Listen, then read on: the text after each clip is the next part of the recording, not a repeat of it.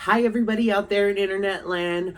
Welcome back to a brand new episode of the Randy Rex Show. I am so happy to have you here. This is part two of a gay man under the influence.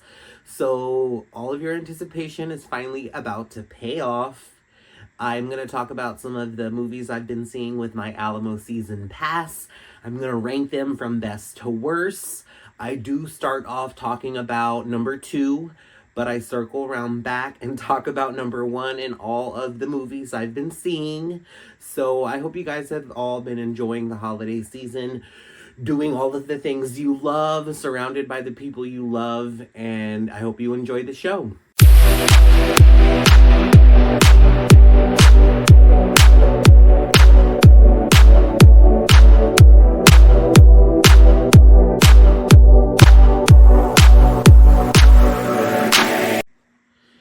In second place, Smile 2.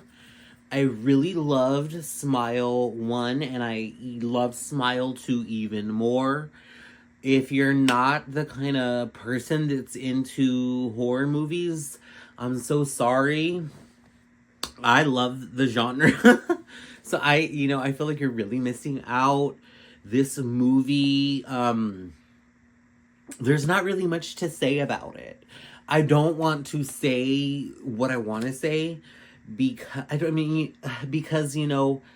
I heard this before I saw the movie. It's not a big thing. It's not like a spoiler, and it didn't ruin the movie for me. But it just is as a moviegoer, is someone who really loves to be immersed in the storytelling and in the movie. I would have preferred not to have known this information. So, yeah, I just love Smile 2. I think it's a great horror movie. The only reason that it's in the number 2 spot and not in the number 1 spot is because Heretic is more of it has a layer of psychological,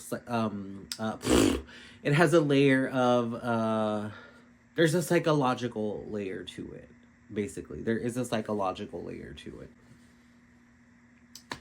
And you could say the same thing for Smile 2, but I think that the way Heretic did it, their psychological layer to their movie was something that really has not been done, and if it has been done, never to the degree that it has been done in this movie. It's so good.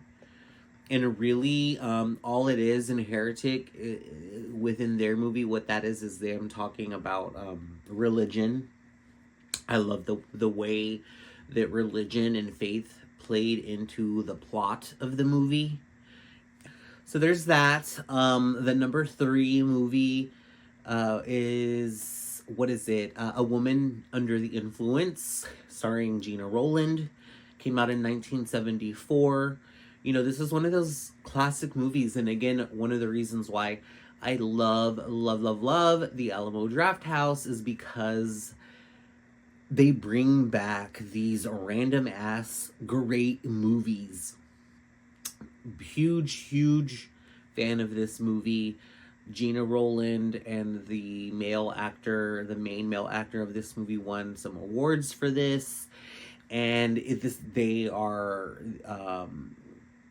husband and wife. They have a family, and it centers around this eccentric woman and the way she behaves, the way she takes care of her kids.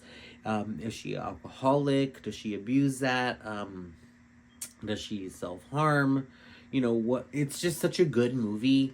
It plays out in such a way. It's just a great storytelling.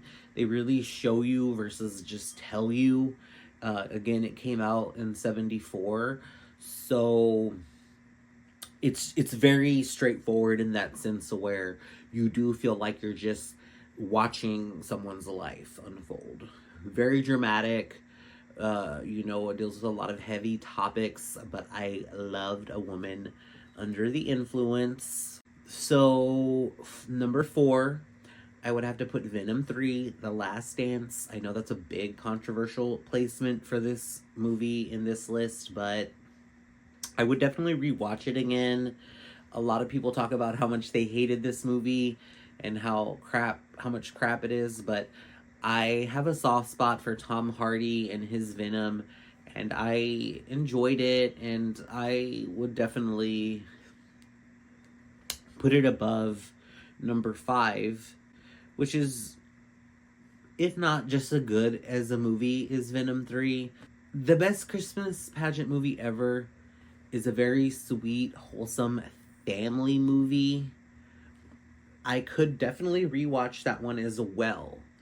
I suppose the only reason I'm ranking it below Venom 3 within this list is because, I mean, maybe it is that PG 13 rating. I don't even know if those are the ratings for those movies, but that's the best I can explain it. Where the best Christmas pageant ever is a real like PG family movie.